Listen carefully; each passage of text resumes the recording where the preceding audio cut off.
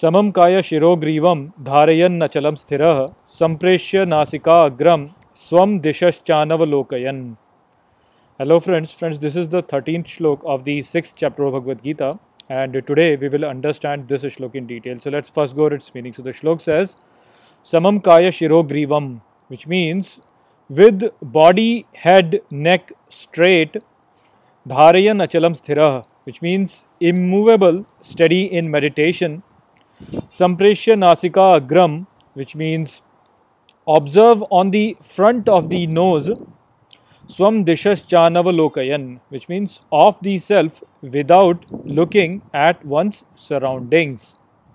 So, in the previous shlok, Shri Krishna had described that you should concentrate on your mind, and in this shlok, Shri Krishna is now elaborating further, and he is saying that you should keep your back straight, you should keep your neck and your head straight, and you should remain immovable, and you should concentrate your mind on the front of your nose. So when he says you should concentrate on the front of your nose, then basically what he is saying is that you should concentrate on your breathing, because the breathing actually happens from there. And so what he is saying is that you should concentrate on your breathing.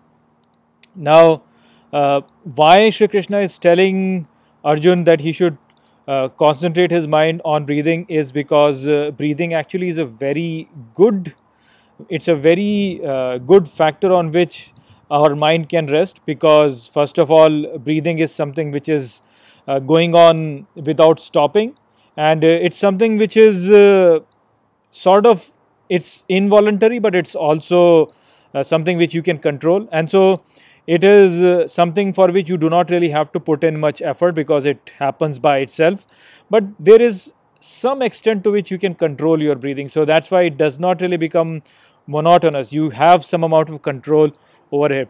So that's why Shri Krishna is telling Arjun that you should concentrate your mind on breathing, which means that if you want to put your mind onto something as an object of your concentration, then breathing is one of the best things on which you can basically rest your mind on. Also, we have learned how breathing actually is something which controls our nervous system also, and so by controlling our breathing we can basically control our nervous system, and to a certain extent with that we can control our state of mind also. And moreover, breathing is something which is free, which is available everywhere, and which is something which is there with you at all places and at all times. And so you can basically use this as a great tool to rest your mind on whenever you have certain time, whenever you are free. Just concentrate your mind on breathing, and it is something which will always help you in terms of disciplining your mind. So that is something that we have to understand, that this over here that Shri Krishna is describing is not the end, it is a means to an end. So it's something which can be used as a training or as a tool which we can use to basically discipline our mind. The eventual goal of ours is to discipline our mind so that it does not really wander here or there. Whenever we are doing anything in our life, we should be able to concentrate just on that thing in our life and not really think about all the other things. If we can do that, then that will improve the quality of our life quite a bit, and that will also help us to do our things very efficiently, because then we are not really distracted by all the other things. If we can really control our mind this way, then basically what is going to happen is that slowly you will see that your mind is so cool and so calm that it does not really get affected by external factors. And so if in your life you experience something external which should cause you to become agitated and angry and reactive to that thing, you will see that slowly you will get in control of your mind, and your mind will not really get agitated by these things. And a person who has this control over his mind, who is not really the one who gets agitated by the external stimuli, he is actually the one who is behaving with his own mind. He is in complete control of his actions. He is not the one who is getting forced by his feelings to act on a certain thing. He is acting by his own intelligence. So that is our eventual goal, to cultivate that sort of a mind. And this method over here that Shri Krishna is telling. If you can perform this exercise every day, then you will slowly realize that you are getting in control of your mind, and it's not that your feelings are getting control of your mind. So that is what Shri Krishna is telling over here, and we have to understand that although Shri Krishna has told over here that you should concentrate on the front of your nose, but that is just because it's the most convenient thing that you can use. There are many other things that you can concentrate on also. For example, you can concentrate on your heart.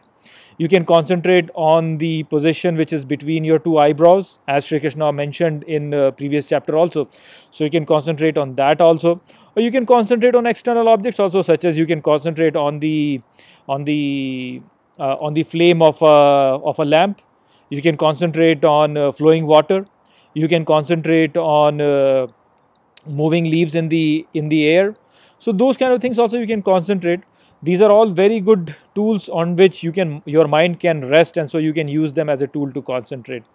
But the main point is that we should develop this habit of concentrating our mind on one single thing, so that we develop this capacity to be in control of our mind rather than our senses being in control of our mind. So that is the main point mentioned in this shlok. I hope that I have explained this shlok well to you. With that, I will close this video. I will see you all in the next video. Take care.